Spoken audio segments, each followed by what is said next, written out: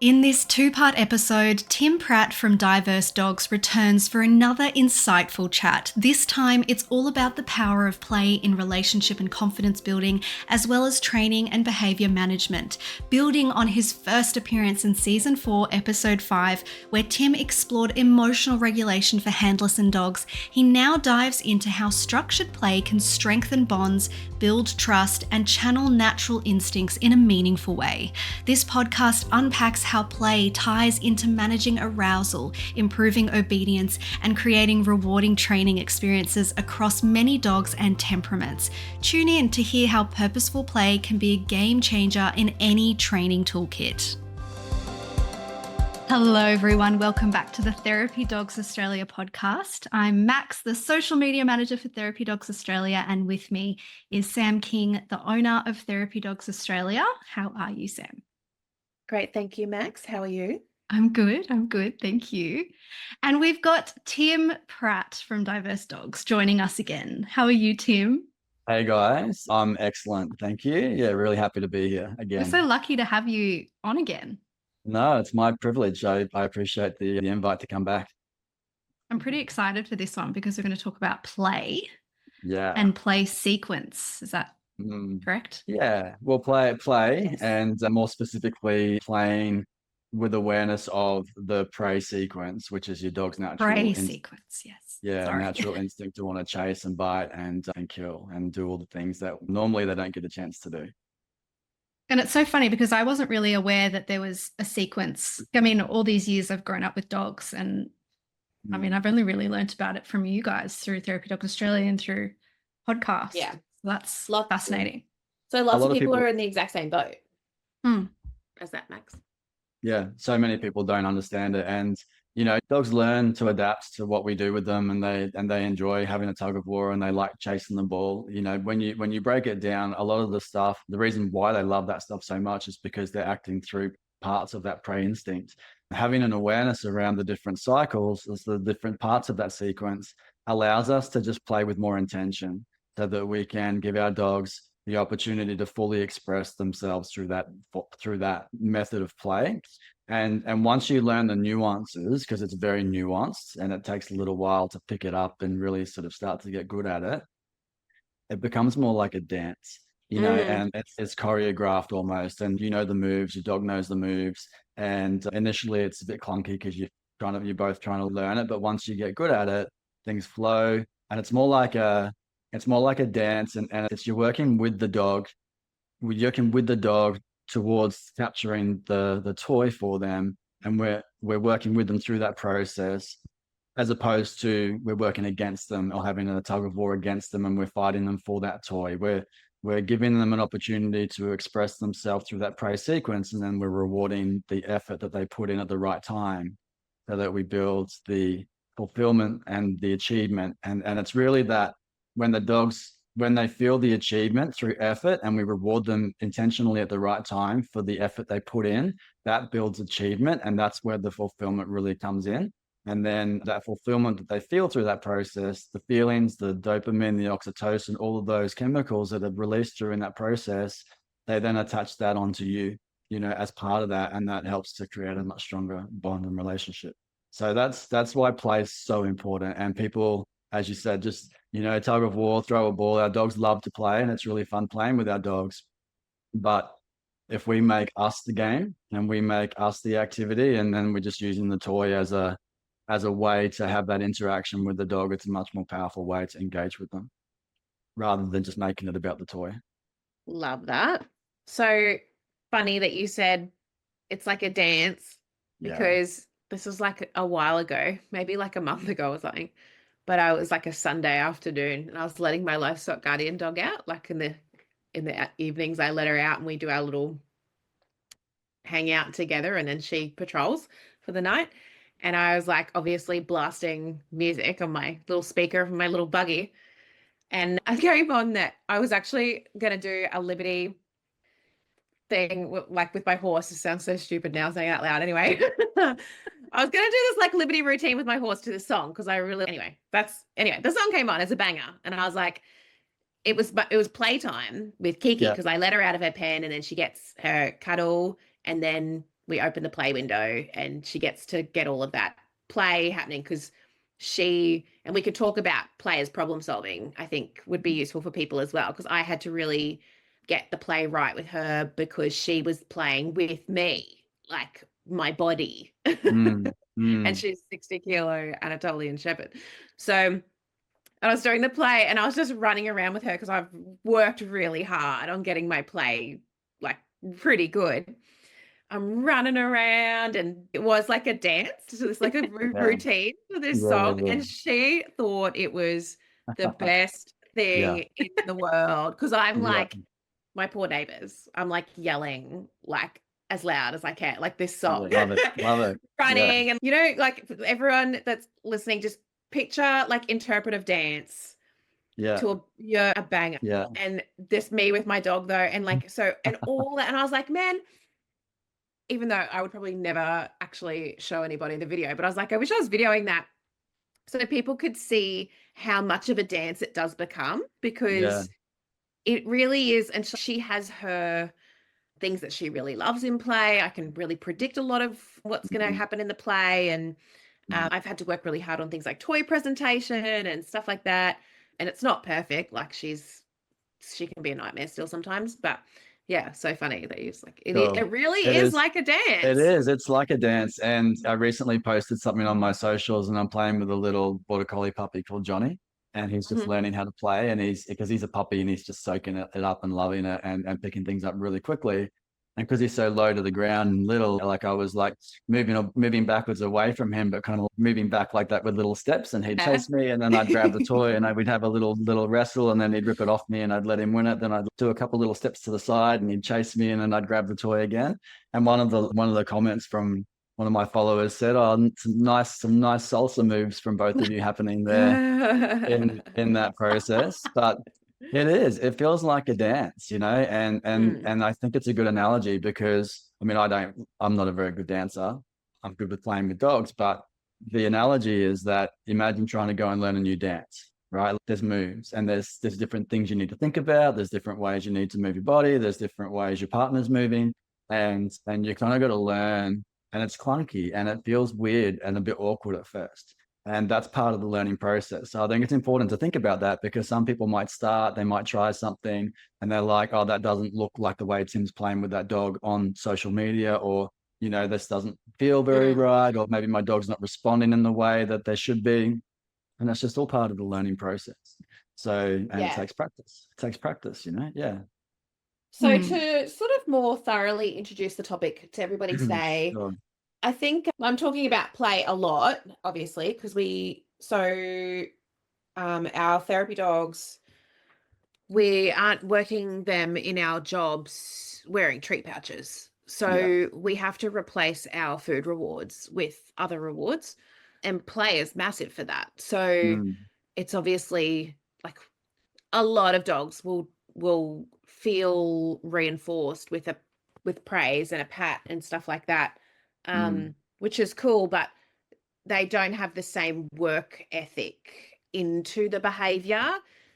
So one of the things, I think Pat said this to me, is the motivation that the dog comes out of the behavior with for the reward that's on offer, like the enthusiasm that they come out of the behavior with, like when we free them, is like the maximum of what you're going to get them into the behavior with. So when That's a good way to put it. Yeah, I know. Oh, I was like, oh, that's why our dogs like all are a bit slack, like because we're working for praise and pats a lot, but that's their job. So as a therapy dog, that is their job, and I'm not actually looking for heaps of motivation into not like a working dog of like a stock dog or a police dog or a police dog. I'm not actually looking for a huge motivation into the behavior. Speed, we're not looking for a lot of speed, we're not looking for a lot of accuracy, we're looking for control, basically, for lack of a better term, like that emotion regulation, impulse control. We're looking for that so that we can stabilize the dog so that they can safely interact with the person, right? So all well, and we're not asking much of the dog, whatever, lay down, like it's not a big deal. People pat him, whatever, all good. But when we're in this training our dogs, in our training sessions, we need to really get the play really valuable to the dog, because the dog needs to work for the game. That's what we're using to reinforce. And obviously we start our young dogs on food, obviously. And if we're doing trick training and stuff like that, we use food and blah, blah, blah. We're just asking that we can also not need it, because it's really hard to use it in our work. So when we tell people like praise, pats, play are the things that we reinforce the dogs with, I think we haven't really honed in and really taken people through. No, Right. so when I say play, I'm saying something different to what you're hearing as play. Correct. Yeah. And that's because you don't know yet, because we have it's a really big topic. For sure. Even like when you and I were just chatting last week, Tim and I, it's actually massive to try and cover. It's huge. Yeah. And there's a lot of stuff that you mentioning through that process too. There's going to be a lot of obviously scenarios in the sort of work that you're doing with your therapy dogs where play is not going to be an appropriate reward in a particular circumstance because the arousal levels through that might be too high. But when you're teaching, new behaviors, or you're teaching recalls, or you're teaching, specific things, and you want to try to increase the motivation in your dog to engage with the handler for that particular activity, and you've worked on building the value of play by just playing and increasing the value through that, and increasing the value of the reward and the engagement, it's going to help you in very specific scenarios for you to help get, I guess, through certain parts of your training. But ultimately, in with all dogs, whether we're working towards, I think, like police work or sports or whatever it is, overriding all of that is the actual just benefits that play is going to have in terms of the ripple effect that it will have down into their everyday life. So if you have a therapy dog, I would imagine, who's spending a lot of time in a say an office or in a school environment where it's very calm and they're expected to be chilled, having a 10-15 minute play session with them before they go to work is actually going to help them be calmer. It's going to help them be more fulfilled and more present in that job that they're doing in that moment, because if they've had any frustration, or if they've got any outlets that haven't been fulfilled, then you're meeting those needs for them before they go into that classroom environment.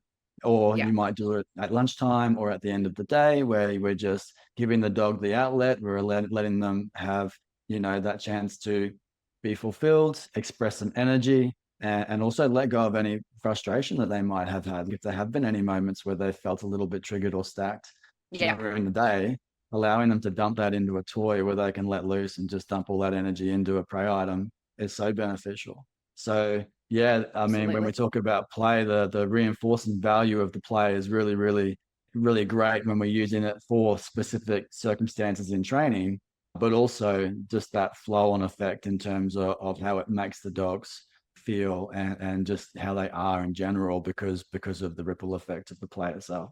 Yeah. And I think so. What we're going to talk about today is how to play with your dog. So for everyone listening, like, we are going to go through exactly what that means, because we're talking in a little bit of like dog trainer talk amongst ourselves at the moment. So I'll try and keep the lingo a little bit lower, hey? Well, I'll check in case there's something I don't understand, because I think that's good. I get this all the time. I have a coach always telling me, like, stop talking lingo, stop talking like dog trainer lingo, because people won't know what you mean. Well, I think that it's okay for us to bring more people into the club of the dog trainer lingo. We'll just be, have that awareness of that, we're talking about something that people might not understand what we're talking about yet. That's okay, sure. Everybody, we're going to explain it to you. So we're going to talk about how to play with your dog, how we, all that sort of stuff. We'll give you some examples and things like that. But what Tim's touching on right here is like what gains we get from play. So why is this so important, and why do you need to keep listening to this podcast, no matter the age of your dog? Because we'll talk about when to start as well. But you need to really keep listening, because we're going to talk about what gains you're going to get, but how to do it. And we'll give you some examples and stuff, how to get started as well, to really make that play, get it right, and really be actually fulfilling the dog. So I have used my play with my livestock guardian dog hugely as a problem solver, and it's a fulfillment thing for her. So she comes out of her pen. What used to happen, she says she sleeps during the day in her pen usually. So she'd come out of her pen and then she would just be explosive with arousal. She's very, very playful still. She's about 18 months old. She's massive and she bites. So her playing is like, it would be nothing for her to, do a drive by and nip me on the bum, jump up and mouth and stuff like that, and all of that would be nothing for her. That's fun. That's a fun game. So I had to get very routine with her and be prepared all the time to drive that arousal into a toy instead of onto me. But what I saw huge benefits from that, in that I wasn't constantly trying to keep her arousal down and stop it. It was like, okay, no, let's bring her up into the toy in an appropriate way, and then practice going up and down in that arousal, because I actually really need her to be able to hear me when she's highly aroused. And the way to best way to practice that is through play. Like we're going to talk about a lot. Best way to do all this stuff is through play. Most stuff is through play. But for her routine has been very important to her. So she is, if someone is going to let her out of that pen and not first, because she comes out and she's a very appeasement kind of big dog appeasement stuff, curls her body right around and gets her head right down on the ground, and then you've got to pat her, and then she throws herself on the ground on her back, and then you've got to pat her belly, which she kicks her back legs the whole time. Drives me nuts. Got to pat her belly, and then you got to say, we close the patting window, all done. We open the play window. Do you want to play? I have to have toys out, at least one toy nearby the pen. Do you want to play? It's her responsibility now to go and get the toy that she wants to play with. That she wants to play with. And then she comes back and then it is on. It is on like Donkey Kong, and I'm running around and chasing after her, and she's chasing after me. Now, side note, I saw a heap of people, like livestock guardian dogs aren't supposed to have a lot of chase in them, so they don't chase your livestock. Anyway, Kiki has from day one, I've discouraged. I didn't encourage chase, right? I did all the right things, but she's loves it, right? She gets to about 12 months old. I'm like, I've had a gutful of trying to not encourage this. I don't care. She wants to chase, I'm letting her chase. And I started throwing the toy for her, which is like a no-no for livestock guardian dogs. Anyway, I was like, stuff it. She says what she is saying that she wants, right? Once I started throwing the toy for her, she stopped chasing my livestock. Yeah. I love that you brought this up, because this is one of my main points that I teach with this play. People have this idea because they're told by someone, or they've read it, or it just makes sense to our human logic. If we work on building drive, if we work on building prey drive, and we get our dogs to chase, and we give them that fulfillment, that outlet, and we reinforce it through play, that's then going to transfer across into when they see other things, and they're going to be more inclined to chase that thing, or chase the cat, or chase the sheep, or chase the car, or chase the birds. And the thing with it is, and this is one of the, like what you just said, and it brilliantly illustrates this point, is that we're not actually reinforcing a dog's instincts to chase a livestock animal or a bird or something else through play. We're reinforcing a dog to engage in play, right? And so we can meet those needs, and a lot of those needs that go unmet, like you said, you suppressed it, you didn't allow it. You're not allowed to chase the livestock, you're not allowed to do this, you're not allowed to do that. And she wasn't allowed to chase anything. And so she was not allowed to chase anything. And when you extend that, I mean, I got a couple of stories on that just about it, but when you extend that and you think about the way we raise our puppies, whenever our puppies try to chase us and bite our ankles, no. When they chase the curtains that are blowing in the wind, no. They chase the washing on the line, no. They try to chase the cat, no. They try to chase the bird, no. And we're continually telling them that you're not allowed to engage in this behavior that is actually just part of their DNA. Like it's ingrained inside of them. So in that sense, all we're doing is suppressing an urge that they have constantly, which then all of a sudden is going to explode somewhere and build over into a behavior that's a problem behavior. Either they're going to start looking for outlets to engage in that, or that frustration is going to turn into other type of anxious behaviors.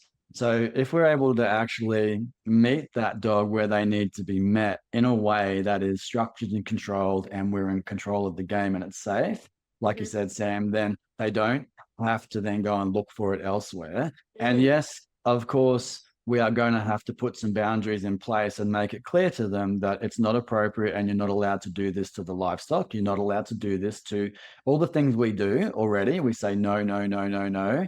Yep. But sometimes we have to say yes, right? And then when we say yes, we make that yes such a fulfilling experience for them that they don't feel like they have to go and look somewhere else for it. And that livestock's a good one. The breast and barks retreat that we had earlier on in the year, the property where it was at is a sheep farm, and they work their kelpies on sheep. And one of the dogs was having a lot of trouble because they kept on rushing the sheep and bunting them and trying to bite them. And they were having a big talk amongst themselves about how to stop this. And they were doing a lot of different sort of things. And they don't use any play at all during their training, or else they didn't until I kind of introduced it to them. And I don't know a lot about livestock. Dogs, that's not my area, you know. Like I know sheep dogs and livestock. I know they chase cattle, and I know they do herding, and I know all those things, but I've never really been involved in it. It's not something that I could come out and say, hey, I know how to teach dogs how to work on livestock, right? And I'm just watching this from an outside perspective, and I actually said to them, have you ever thought about trying to teach him some impulse control through play, and then bringing him back onto the paddock? And they're like, what did you mean? And so we talked about activating his instinct to chase and to bite, which is what he was trying to exhibit onto the sheep, but it was chaotic and there's a lot of anxiety in it because he knew he wasn't allowed to do it, but he still couldn't help himself. And so that also built a lot of anxiety and confliction in his brain. Yeah. So we spent a lot of time just learning how to play, let it chase a toy. He was allowed to bite it. A lot of time actually just building that first. And then we started adding controls into it. So he had to chase. Then we hold the toy and tell him to down. Right. And he had to hold that down, and he wasn't allowed to bite until we released him. And so we started adding moments in that high arousal, like you said earlier, Sam, like we teach them to start taking directions from us under high arousal in a way that the dogs actually starts to learn to pay attention and actually think for themselves, and also, you know, have that impulse control to be able to withhold that urge when we ask them to. And they did a lot of that, and then put him back into the field a few months later, and different dog, you know, like it just gives them that skill set that they're missing in the normal run of things. And it's just a different way to look at it. Instead of going, let's suppress this behavior because we don't need it, how can we channel it somewhere else that's actually going to give them that fulfillment, but then still give them, you know, the boundaries around the work and how that looks. So I think it's a really good example. And it's actually one of the main components of why I think play is so important, because that impulse control and being able to listen to the handler when stakes are high and arousal is high is a skill that most people don't have. You know, when dogs are chasing another dog and you want them to recall, when dogs are chasing the cat, when, you know, these moments in the environment where a dog's actually going up into that higher state of arousal, and they've practiced listening to commands during that process. And that's where play is so great as well. Yeah. So what you're saying, Tim, is essentially arousal is arousal regardless of the context, which means that if your dog's learning to listen to you in a high arousal state during play, that translates to other situations with dogs, people, whatever. Yeah, it's the same kind of thing that you're practicing. Yeah, it's a skill that they learn to be able to actually have some cognitive functioning around how they perform an activity whilst they're in an aroused state. So, of course, you would have to also then take that and put it in the context of whatever you're working on in a different context. So if we're teaching a dog to recall, like I do a lot of training on recalls where, you know, we teach a lot of play, but then I might use play as the reinforcer for a recall. And I'll wait for moments when the dog is actually excited to chase a bird, or they're excited to go and chase, you know, something else. and I'll recall them away from that. And I might have to use some guidance with the lead initially and tell them to get them to come back, but then allow them to put that energy that they wanted to chase into the bird, and then they come back to me and they put that into my toy, into the toy. So, Right. once we can, when we do it in play and we have a lot of practice at doing that, it transfers into our training in a way that just makes that learning process a lot easier and faster. And like I said, like Sam said too, like she stopped chasing the sheep because she was getting that need met somewhere else. So it's multi-layered, but yes, it does have a transference effect onto how they behave in other areas for sure. Cool. Yeah, you might have heard that referred to as like training and drive, or phrases like that. We get it's all well and good to keep our environmental situations and our dog nice and calm and get them, they can do their sit and they can do their drop and all that sort of stuff when the environment's all cool, calm and collected, the dog's all cool, calm and collected. But to really proof your behaviors, your sits and drops and things like that, we need to increase the level of distraction, which is usually environmental. So one of the distractions is arousal, really. So once the dog gets aroused by whatever stimulus that's happened in the environment, and we can use our toys for this stuff. But yeah, can the dog still hear us when they're highly aroused, or once they hit that kind of, when dog gets excited because someone's at the door and then all of a sudden they've got no ears, they can't hear anything you're saying about stop doing that, come here, whatever, blah, blah, blah. It's because the dog's excited, they're aroused. So if we can practice getting a lot of focus on us, or being able to break through, snap them out of, hey, you can still hear me. You can actually still hear me and see me when you're aroused or when you're in drive. That's what like working dogs are doing. So when a working dog is doing their job, there would be a level of arousal involved in that. So they still need to be able to hear what their handlers are saying. So think about like your police dogs, like we said before, but even like agility dogs, like we're just discussing herding dogs, like herding dogs are in drive the whole time they're on the sheep. That's them doing their job. So they need to be able to listen as well. For sure.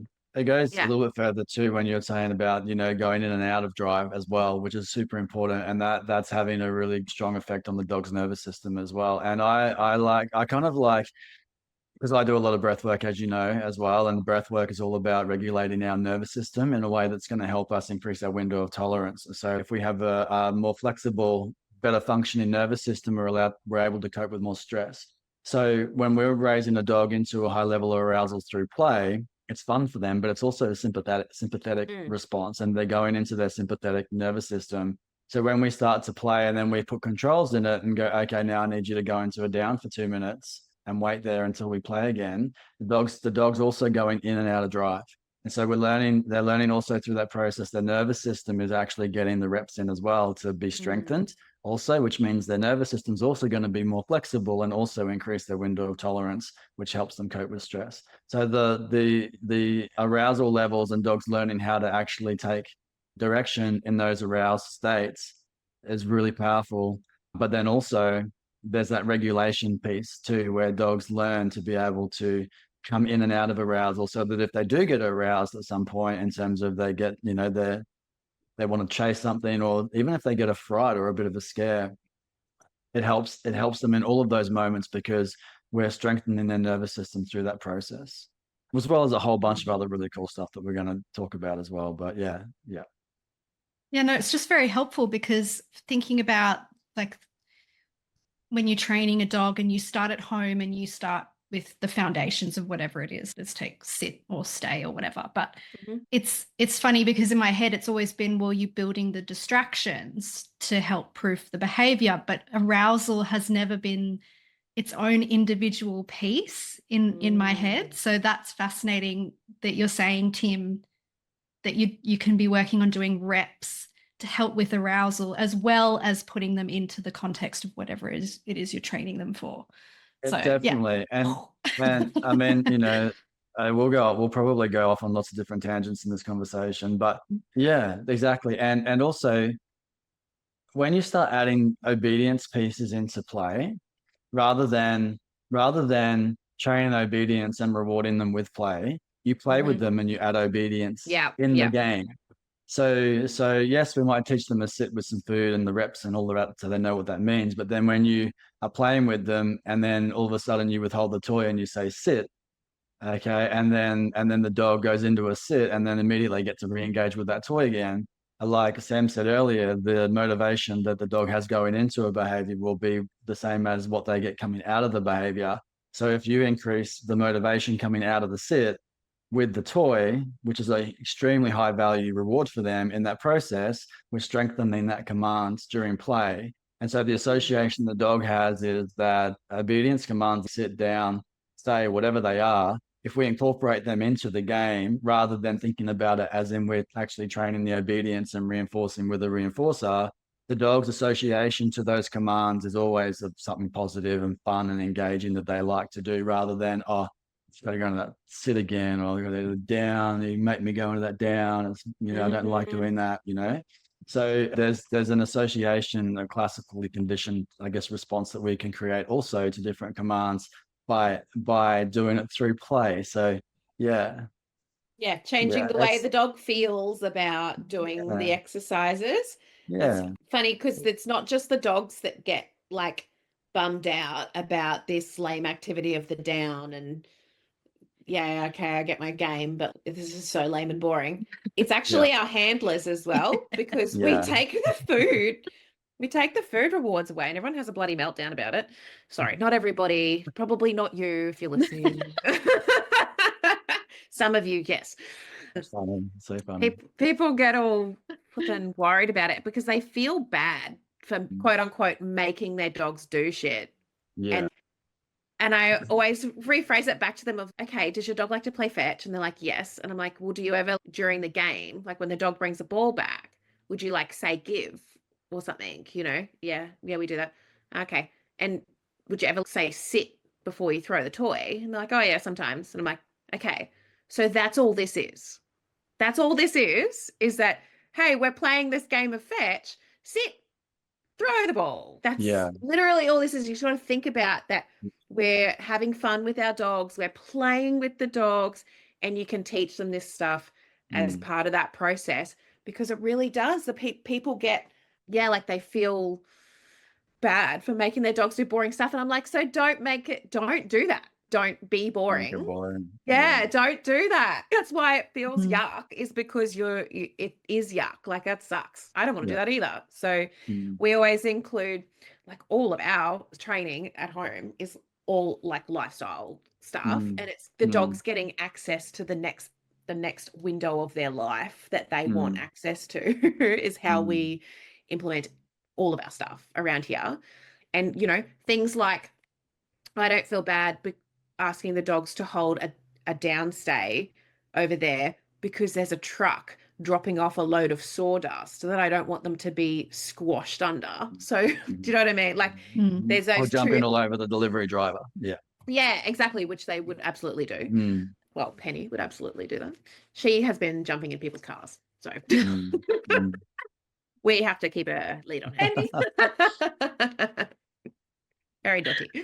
Sounds like you got a really good handle on your dogs there, so somebody taught her that, and it wasn't me. So funny. I think we can put bets on who's going to have to undo that. Anyway, so this is where we're up to. Okay, so we've talked about gains from play. So we can have play as our problem solving. So if I have examples of that with my livestock guardian dog, where I was like, this dog is she is way too much. The way that she was interacting with me, etc., etc.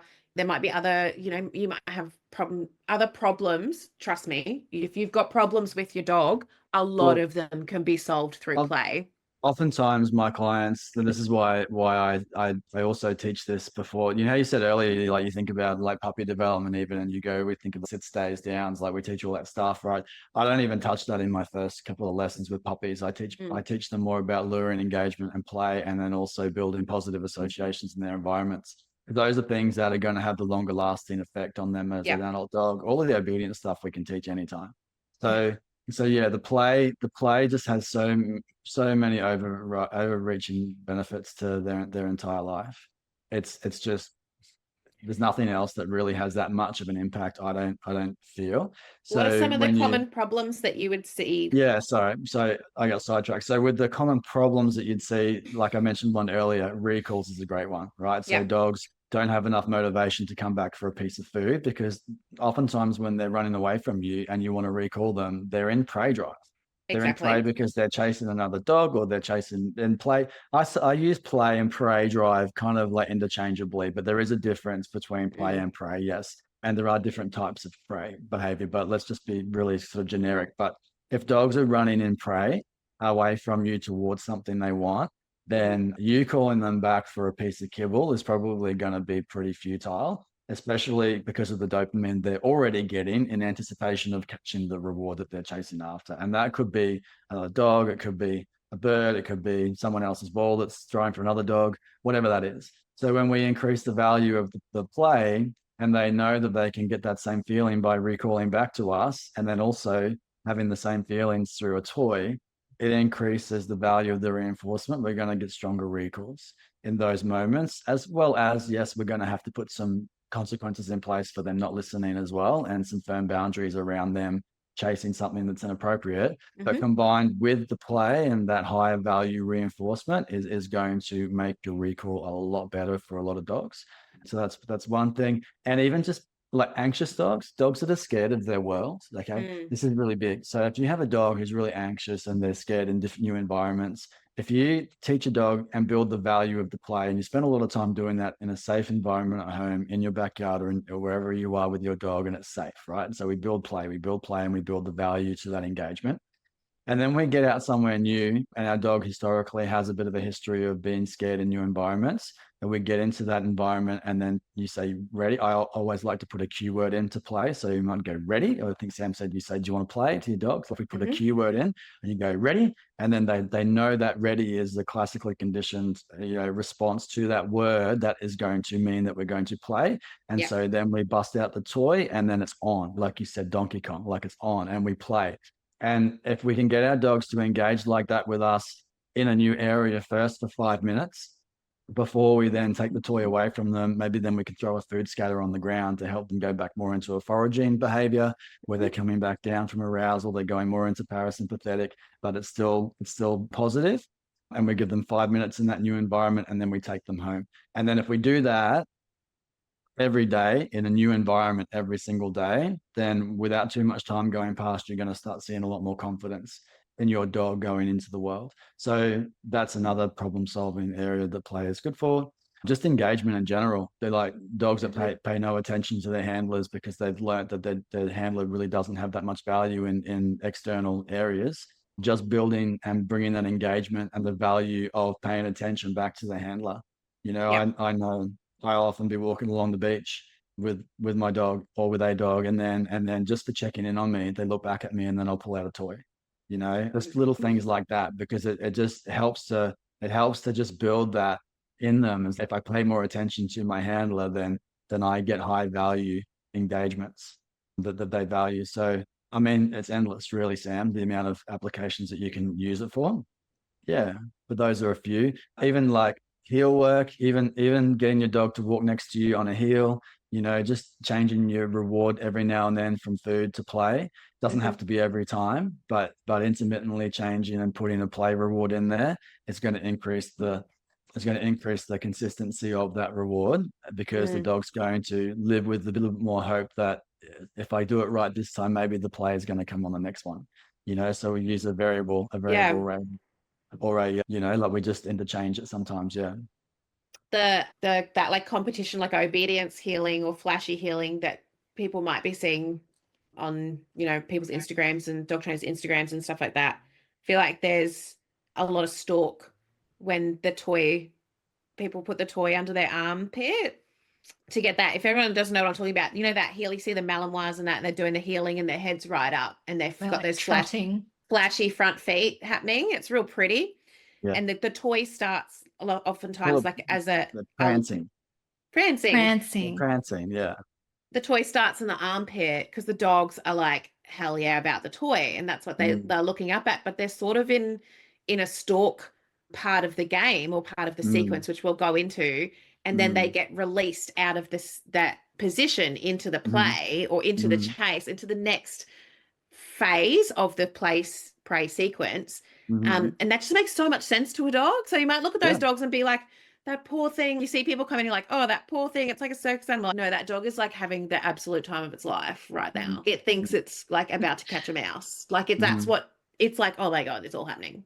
Yeah. Okay. So we've got another thing. So if I don't enrich our dogs enough, my house dogs with play in the mornings, one in particular, that's her name gets brought up quite often. Little penguin. If I don't fulfill her with her play properly in the morning, she's wrecking something. So, and if I get home and something's wrecked, it's because she has not. I can pretty much transport myself back to that morning and be like, I really didn't fulfill her enough. So that's one of the things that play is really useful for. And on that note, for exercise. So you don't, especially if you've got a dog that can't go for walks because you're in the middle of working on your reactivity program or whatever, or you are injured, or the dog is injured, or something happened, or whatever, and you're not going for walks for play, for exercise, you should absolutely be using play. It's a play session is full on. Like I am like exhausted. You should be puffed. Like people think dogs. You play with a dog, they think like the dog is it, but you should actually be puffed if you're playing with it. It is. It's exercise for both of you, and you'd be puffed if you were having a dance with someone too after a little while. So to that point, having a 10-minute play session with your dog for a lot of dogs is going to be way more fulfilling and burn off way more energy than going for an hour walk around the block. And it's doing it in a way that's building much more connection and value to you as well. So a lot of people that I work with, they tell me, oh, well, walk my dog morning and night, and they get all the fulfillment, and then I ask how much they play with them, and maybe they get a ball thrown to them at the beach on a weekend, and it's just changing some of those activities, those daily activities that we might think the dog is actually getting a lot out of it because that's what society says, that we have to go and walk our dog every day to be able to give them exercise. For the dog, it's not just exercise, it's fulfillment. It's engaging in activity that they actually find really fun and rewarding. And that's why when you go for your walks, your dog's pulling you all over the place because they want to get the enrichment from the environment, or they want to chase other dogs to get to play with them, or whatever that is. So we can meet that enrichment and give that to them in a way that, like you said, Sam, it's exercise. It's tough. It's hard work. And when we start talking about actually going through the prey sequence and the cycle, and like you said, if you're not puffed by the end of the play session, you're not doing it right. But there's ways you can modify things too, so that if you do have mobility problems or you're not able to do that, then we absolutely can still modify things. And there's little techniques and tricks that we can do so that your dog can still get the fulfillment without you having to put in the same amount of effort. But I think if everybody did one walk a day and at least one play a day, then that would be a good balance. And if you can't fit the walk in, just do a 10-minute session play. Yeah, my dogs, I have to remind myself as well, like I need to actually walk with them. Like we do some laps around, especially my older border collie. He's very good for sneaking off and during exercise time, sleeping in the bushes. And I forget that he's asleep in the bush, not exercising. So I have to, remember that. And then it's so funny. You can like walk along and they're like sniffing everything, where everything's been and whatever. And then if you just start running, like, and they're like, oh my God, like something's happening, start running and stuff like that. But if you can't do that, I definitely have times where I don't go and do laps of the yard. Absolutely. And I really engage like a big play session, which luckily for us, we're on a hill. So the dogs get pretty puffed up and down the hill. But highly recommend that as part of your exercise routine for your dogs. Walking on lead is great, but it's not as good as that. It's like a impact, like that's high interval training. Like when you're doing play with your dogs and they really can get into it. Yeah, whereas they put a lot of walk is different. they put a lot of energy into it, and it's exactly like that. It's more power, short speed sort of activities where you're engaging a much higher anaerobic threshold with your dog and yourself. So, and also they're using their body in a different way. They're not just like going through like a one-dimensional movement of like trotting beside you. They're moving quickly from side to side. They're having to turn. They're having to do all these different things that their bodies are made to do, and there's also a lot of benefits to dogs actually moving in the way that they're designed to move, and the chemicals that get released during that process that are also associated just with calm and well-being as well, which I'm wanting to learn a bit more about. But I've listened to some podcasts, and there's a girl I follow on Instagram that talks a lot about that, and she's a biologist. She talks a lot about the way that dogs move, and even just changing your training sessions to make sure you're including different moving patterns, so the dog's actually bodies that are moving through certain sequences, which can have a really strong impact on their overall well-being as well. So that's another offset to this, is something that I want to learn more about, and it just sort of goes to show like how big a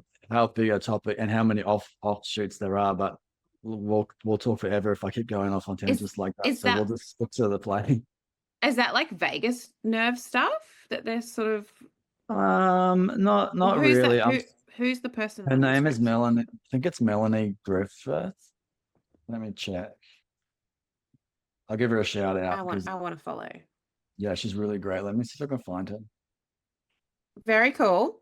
Canine Decoded. Oh, yeah. It's Melanie Uda. Yeah, she's Melanie. Amazing. If anyone's not following Canine Decoded yet, you need to be. Absolutely. I love how Melanie also, when she talks amazing. about, she gets a lot of, as most balance trainers do, a lot of flack from certain communities that advocate for a force-free only approach. And I like the way that she handles a lot of those criticisms as well, because she'll take the criticisms that people give her, and she'll respond to it from a very purely scientific point of view. And she'll take, because a lot of people will use, I guess, science and go, the science says that this is true, so you shouldn't do this with your dog. But they're using potential like documents or reviews that people have done that actually aren't following a proper scientific sequence. Yeah. And she'll not call them out, but kind of just make it really clear that the evidence that you're using for that claim is not valid for this reason, and she'll put some really contextual information out there for people, because it's obviously, as we all are, wanting people to be actually properly educated on how to interact with our dogs in the best way, So but follow Melanie. She's great. Canine Decoded. Yeah. And her episodes on the canine paradigm, her first one on the canine paradigm is one of my favorite episodes ever. And that's one of the ones that, remember, Max, we did my podcast recommendations that time. Podcast. It's in the details of that in that one, because I just loved her. It's all about symbiosis. Loved it. I'll go have a listen Absolutely, to that, 'cause I didn't know she had loved one it. Canon. Yeah, I'll try and find it and link it in the description. She's just done a second one on there as well, just like an update and talking about some of that stuff. But she's got online courses as well on her website, and they all look amazing. Yeah, because she's hanging out with Mike Ellis and all that now. She's like living there. I've only just recently come across her on socials, but again, like my background in play is through living and through it with my role in corrective services as a dog handler. Like play was everything. Even teaching dogs how to bite and the mechanics of them biting into a bite suit. It sounds aggressive, but it's play. It's just like another version of play, and I'm using all the same techniques that I would use to teach a dog to bite on a wedge. So, I have a very, my I guess experience and expertise is grounded in a lot of on the job, doing the reps, getting in there, knowing how I move and how dogs respond to that, and kind of just learning the crafts on the ground. So when I hear Melanie talk, and there's like all these just different extra pieces that go with that, and I just love that. Yeah. And I love it when you that's just dog training in general though, right? If you're passionate about it, you're just continually coming across new things and going, oh my God, there's more to learn. Amazing. And then you kind of lean into that as well. Yeah. So good. So one of the pieces that you have already mentioned, but I really want to double down on, is play as increasing the dog's value in the handler. Yeah. This is so important to me in my own life as a person. It is so important to me that my dogs see value in me.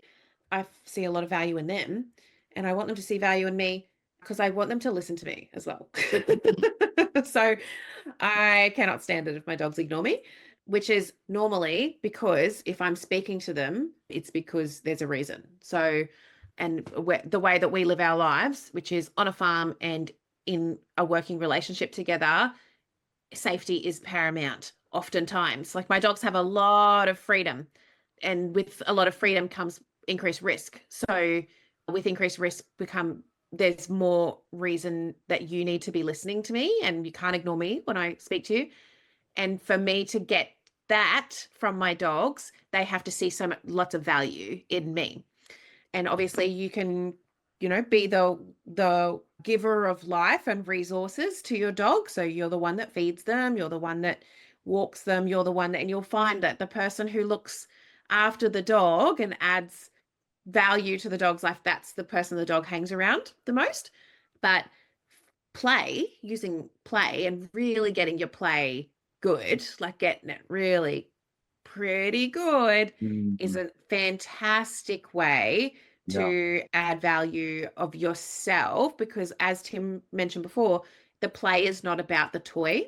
The play is about the game with you, and it is super bonding. There's all this social bond stuff that happens with you and the dog. There's heaps of communicating. It's one of my favorite things. Like I play with Kiki always it's just me and her, the guardian dog. And I just love that time with her so much. And she's communicating with me and I'm communicating with her. And it is that's our special time. Like and I look forward, even though there are days when I'm like, I do not have time for this today, or I'm tired, or it's raining, or like I'll be like, oh, this is a drag that I have to, because I have to do at least twice a day. I have to go do this process. And I'm like, oh, and then I get out to her and she starts the routine off by throwing herself on the ground and kicking her legs on her rubber belly. And I'm like, God, you're a nuisance with this. Why? Do you like it? And then I'm like, all right, want to play? And she just goes ballistic. And it just makes me so happy. It's never a time that I actually go, once the game starts, there's never a time that I'm like, I don't want to be doing this. Never. I'm always like, this is exactly where I want to be right now, is playing this game with you. She loves it. I get so much joy out of her joy. And I really tapped into, I spent a lot of time. I've talked about this a few times, but I spent a lot of time really digging into my play with her. Well, I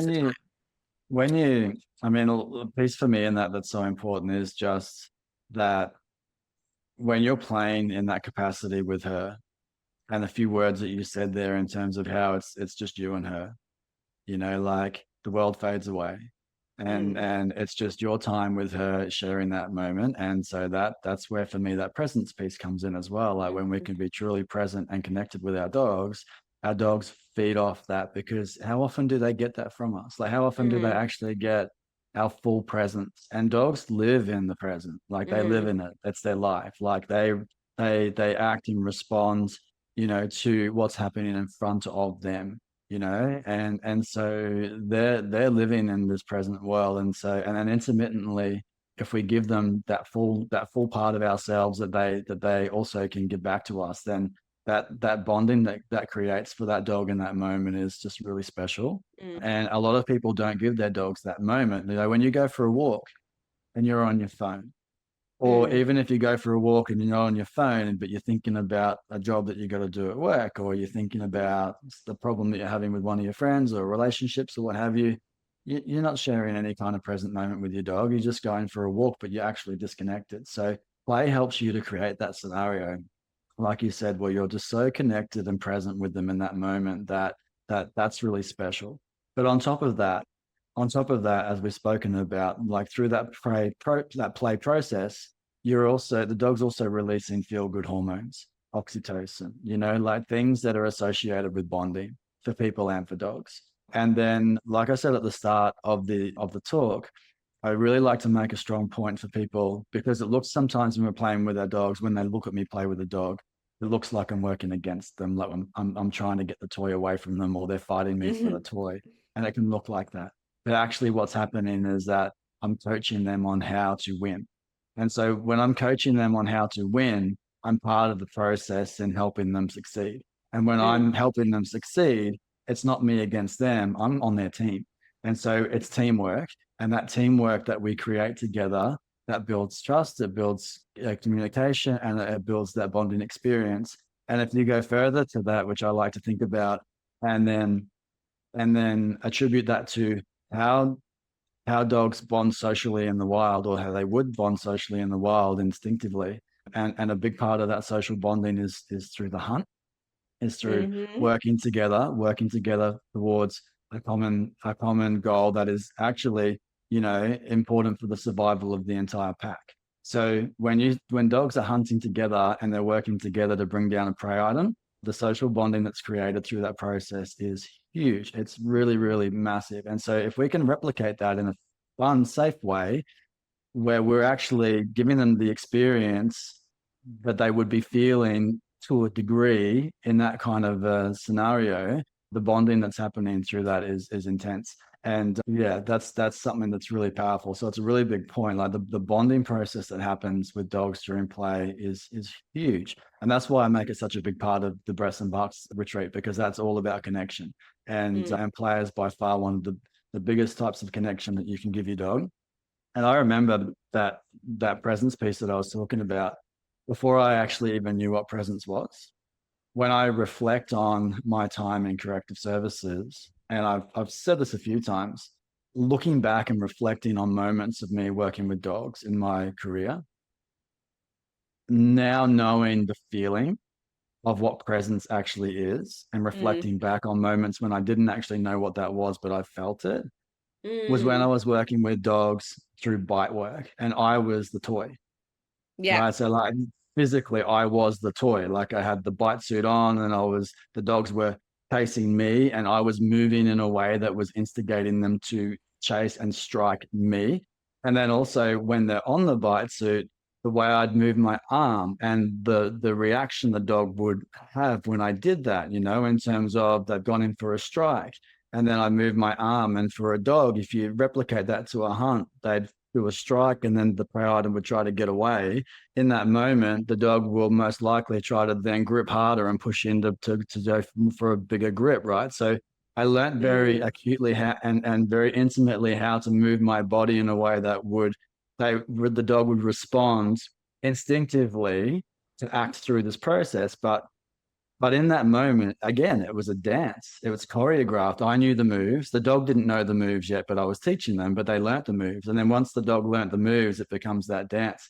And the presence, it's presence. You're acutely in tune with that dog in that moment, and the rest of the world fades away. Yeah. And that is beautiful. And if you've ever had a moment with your kids, with your horses, with a friend, where you've just had that feeling, you're immersed in that feeling where nothing else matters. You're not thinking about anything else. It's just pure magic, and play as a gateway to get there with your dog. Yeah. Totally agree. Yeah. I really, if anyone has never, I've talked about this on here before, but if anyone hasn't ever hunted with their dogs before, for realsies, yeah, you just can't go past it. It's that so we're going to talk about now, we'll start getting into like, how do you play with your dogs? And we'll talk about like hunting toys and stuff like that. But we live on a little hobby farm, and we have mice. They seem to be everywhere right now. Oh no. I've got chickens, so we've got a barn, so we're always going to have mice. I helped Kiki catch her first mouse the other week, maybe a week or so ago. Hilarious. Sorry for all the mice lovers. Sorry about this. I found it. So in her eyes, like legendary status. I've got a bin a plastic black bin thing that I keep a bag of chook seed in that mice are not supposed to be able to get into. But anyway, it's like a half empty or 3/4 empty bag of chook seed. The mouse during the night has gotten into the bin and it's in the bag of chook seed. And I'm like, here we go. I'm like, Kiki. She's just like dawdling around. I'm like, come in, have a look at it. Come, Kiki.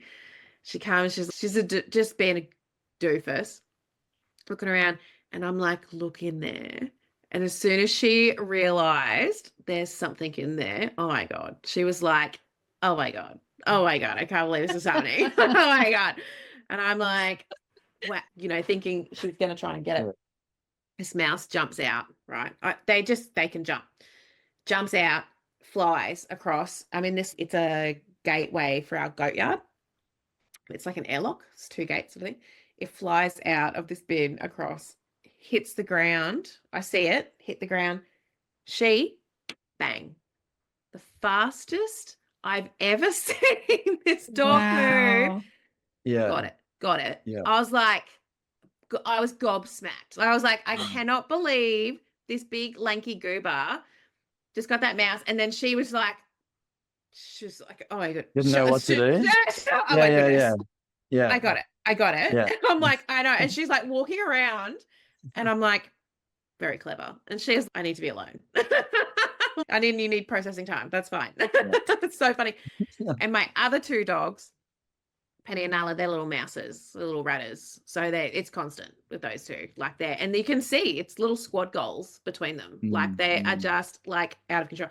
And if we go, where's the mouse? Where's the mouses? Where's the mouse? They just go out of their minds with like excitement. And we're going to all go and hunt. And so when you hunt with them, so you go and you take them and you move things that they can. And I did the Kiki in the barn now because now mice are the best. In the barn, we move things around for them, stuff like that. They love it. And it is really, truly something that they are like, we're doing this together. Like we are doing this together. Yeah. We're a pack. We're a team. You're a team. Like you're a team. Yeah, absolutely. Yeah. It's really, really, really powerful. And I often reflect on my experience with my working dogs, and the difference in my relationship with them compared to pet dogs, and even pet dogs that I play with and even do maybe some fun tracking exercises with. The feeling, the attachment feeling to my working dogs always was just so much stronger. And that's the reason why. And people often sort of look at military working dogs or police dogs, and everyone sort of knows that there's a very special bond that gets attached between a working dog handler and their dog. And a lot of people think, well, yeah, because they're going into like unknown circumstances, they have to trust each other, they're protecting each other, and sure, there's an element of that. But what it really comes down to is that their whole life with that dog revolves around engaging in hunting activity, whether that's through searching for drugs, whether that's through cracking offenders, whether that's through using the toy for play, through obedience lessons. We're constantly engaging in prey or searching or hunting type behaviors, going and tracking for an offender through the bush, and then getting to actually take that person down on a bite suit. For a dog, that is the ultimate for a dog, and to experience that is bred for that purpose, right? Obviously you're not going to do that with a pug, but maybe could you imagine? Sometimes somewhere might, but it's the ultimate. And then sharing that experience with the handler and that social bonding that occurs through that process is next level. And you don't have to be a police dog handler to experience that. You can learn how to go tracking with your dog, and then have a toy at the end. You then do a little bit of bite work with the toy. You can learn how to search for an odor and get your dog to indicate on an odor, and then reward them through play. There's ways that you can build that kind of a relationship with your dog and experience that same level of connection. But if you never engage in your dog in activities that they find rewarding, then they're going to love you. Don't get me wrong. They will love you, and you will have a beautiful connection with that dog. But this just takes it next level. Absolutely. Anyway, so Tim at Diverse Dogs, now you've got some stuff coming up. Yeah, I've got workshops, seminars. Retreat, and and also some online stuff that I'm doing as well. So I'll start with the retreat because that's what I'm most excited about, and Yay. it's coming up really quick. It's on the 15th, 16th, and 17th of August. And so this is something that I've been building for a little while, putting together. Like I've had the idea in my head for a couple of years, and it's really exciting for me now that it's starting to manifest into reality. And it's the idea of the weekend. It's called Breaths and Barks. So I'm a certified breath coach as well as a dog trainer. That's a relatively new skill and certification that I have that I've sort of been learning over the last few years. So compared to my nearly 20-year career with dogs, it's quite a new skill. But the reason why I'm really passionate about this retreat is because it links both things that I'm passionate about, and that is the relationship that people have with their dogs and personal growth. And so my journey with personal growth was moving away from corrective services with the diagnosis of cumulative PTSD. And the dogs were instrumental in me having a purpose of something to continue to engage with that was bigger than, the feelings that I was having at that time. I really needed to be working with dogs, and that gave me the drive to start Diverse Dogs. And then throughout that process of me healing from the PTSD, I came across breath work, and it was like an instant relief. What I got from it, it was instant. Like the benefits that I felt were immediate. And then the continued practice of doing breath work intentionally in the way that I do it, which is to strengthen my nervous system and make it more flexible, continued to just make me feel better and better and better and better. And then along that process, I also got exposed to other ideas like presence and consciousness and different way of living and different ways of thinking. And, I'm the observer of my thoughts. I'm not my thoughts, and therefore I have control over them. And life happens for me because there's always lessons in every interaction rather than playing the victim and things are always happening to me. So all these little things that are just beautiful mindset pieces that help people to live better lives and have better relationships with themselves as well as with other people. But, our dogs are a relationship into their own. So we have a relationship with our dogs. And what I really love about these two things that I'm blending together is that it brings people into a space where they may not necessarily have a lot of awareness initially, but they love their dog and they want to spend time with their dog, and they want to learn how to give their dog a better experience, and they want to connect with their dog. But somewhere along the way, we introduce these ideas of consciousness, and we introduce the idea of presence, and we introduce the ideas of how our behaviors and how we respond to our dogs can even be reflective of our own personal subconscious experiences. And so when we talk about, you know more about this, people who have patterns of behavior in their relationships. If you've lived long enough and been through a few different relationships, then you've probably started to see that there's some patterns emerging there with regards to how you feel when people trigger you with certain things or they say things, and how you respond to that. And when we start doing some deep diving into this sort of stuff, we start to learn that, my nervous system is making me do these behaviors because it's keeping me safe, because these were the mechanisms that I had to do as a child to feel safe, to feel loved. And as a child, like, love and safety are the most important things. And, so these are things that are hardwired in our nervous system and in our subconscious. And so when we have some awareness around that, we're actually able to start putting some work towards changing those things and having more control over the decisions and choices we make from a more conscious level. And those conscious decisions then will start changing the outcome of the decisions that we make. But what I'm fascinated about is how does that play out with our relationship with our dogs, and this is not the whole thing of the weekend, but this is part of it that I'm really interested in. So people that, let's say, for instance, struggle to have boundaries in their relationships in life, do you also struggle to have boundaries with your dog? People who are people pleasers, or they feel like the only way for them to get love is to be able to just give more and more and more and more and more at the sacrifice of a lot of things for themselves. Are they people who shower their dogs with lots of treats and lots of love and affection at the expense of not putting boundaries in place? And what kind of behaviors do our dogs mirror back to us in that regard then, in terms of the relationship we have with them? So having some awareness around how we can show up for our dogs from a place where, you know, we're aware that our decisions and our actions are actually going to have an impact and affect how our dogs develop, and also in the relationship that we have with them. So that's one aspect of it. But a lot of it is just about that awareness piece about ourselves, like really thinking about our own behaviors, what's contributing to those behaviors, you know, like our past experiences, and just bringing some awareness to that. But then also pairing that with people learning the skills like play sequence play, like learning how to play with your dogs for connection, to build stronger connection with them, to build stronger leadership, learning about scent work so that we can start to, you know, engage our dog's senses through searching, which is also another highly satisfying activity for our dogs. And then combining those two concepts together. So for the people that come to this retreat, the idea is that you learn about breath work to regulate your nervous system. Because if you can regulate your own nervous system, then you're going to be able to respond to your dog's behaviors from a place where you're grounded and calm, right? And you're not going to be responding to them from a place of frustration or anger. And it makes a huge difference with how your dog responds to you.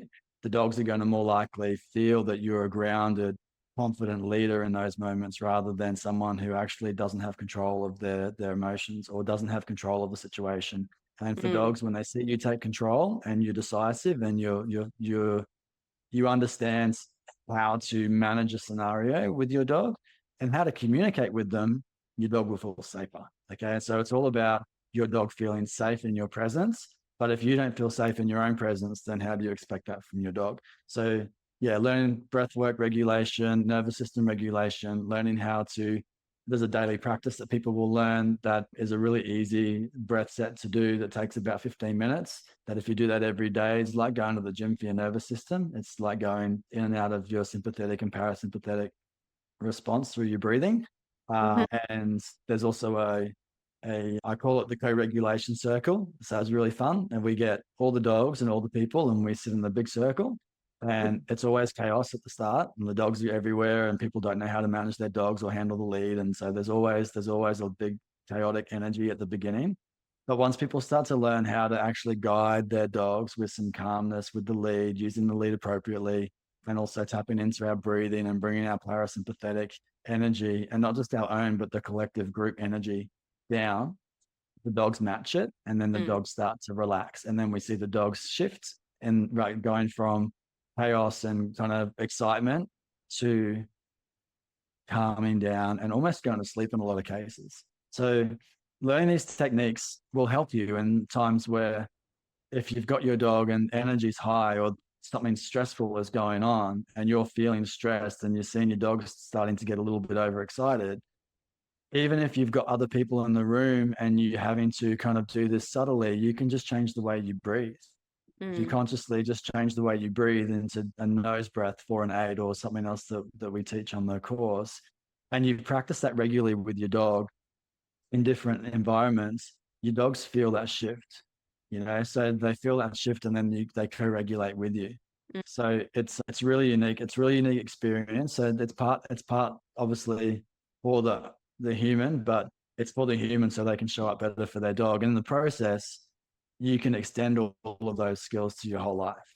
So, and we also do a transformational breathing journey on day 2. And that's a deep dive into a breath journey where you're guided through an hour's worth of intentional breathing. And this breath journey helps to release stored emotion, stored tension, helps to reset your nervous system. And I've got some really beautiful people that I know that are coming to support me to help facilitate that, because in a group scenario, like I'm only one person and sometimes people need a lot of support in those environments. So I've got a couple of my breath family come in to help me, which is amazing. Yeah, so it's kind of like a really cool blend of personal development, dog training, connection for the dog, connection with self, connecting to like-minded people in the community. And a weekend away? And a weekend away for 3 days, yeah. So it's what could you want?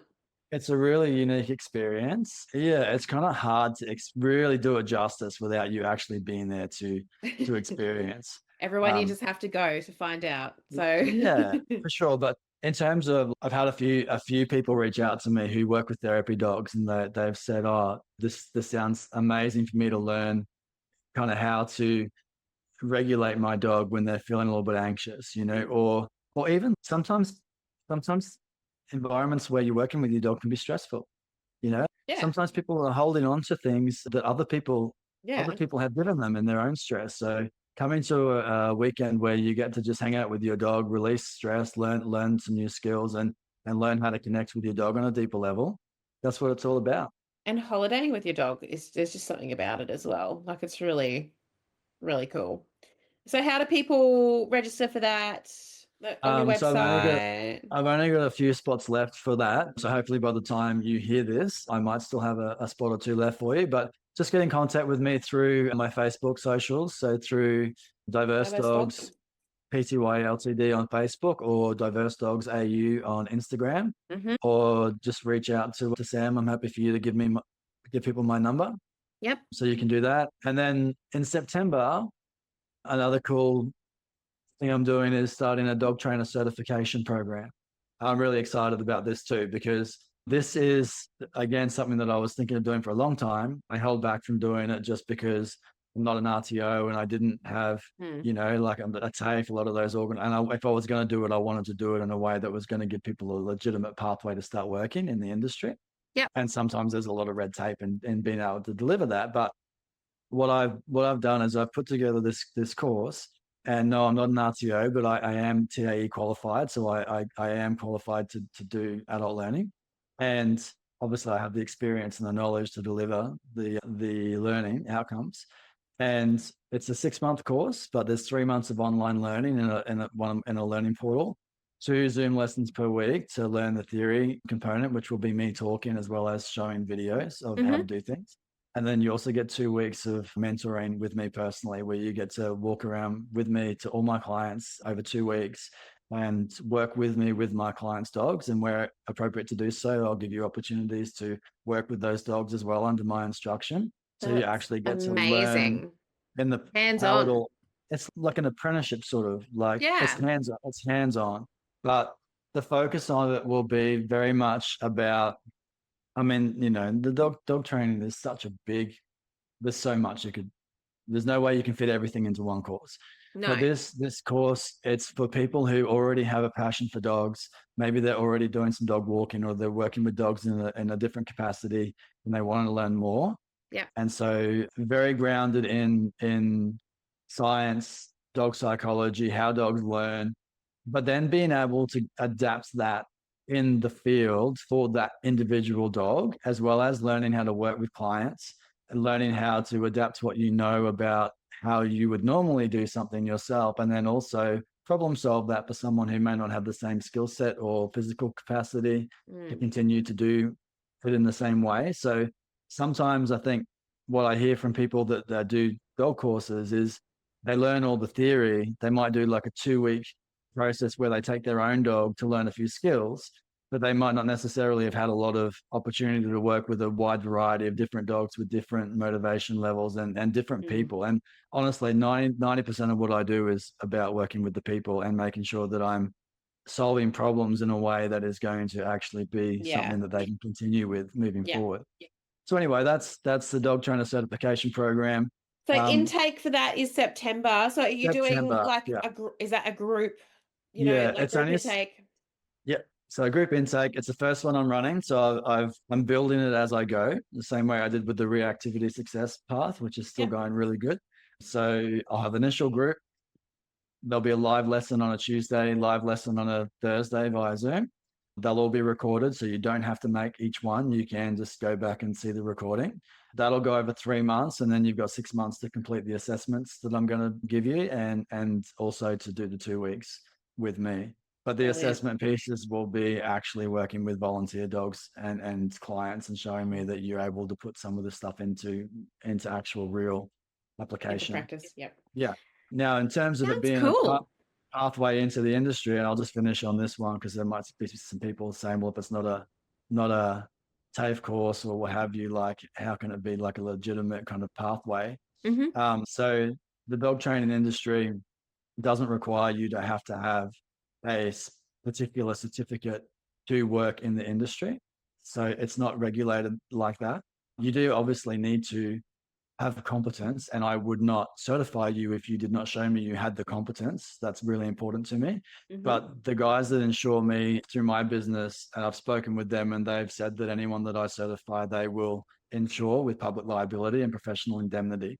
So with that certification, you can start working in the industry with clients and get covered with your insurances for that as well. And get to learn from Tim along the way. Yeah, come hang out and have some fun. Play with some dogs. We're going to pause the podcast here, and we will be back soon for part 2 of this fantastic in-depth episode. This was far too long to post all in one go, totaling about 3.5 hours, which is why we've turned this into 2 parts. Thank you so much for listening, and stay tuned for part 2. Thanks for listening to the podcast. If you're interested in studying with Therapy Dogs Australia, or you have a few more questions before deciding, please get in touch with us by emailing courses@therapydog.com.au or visiting our website at www.therapydog.com.au for more information and FAQs.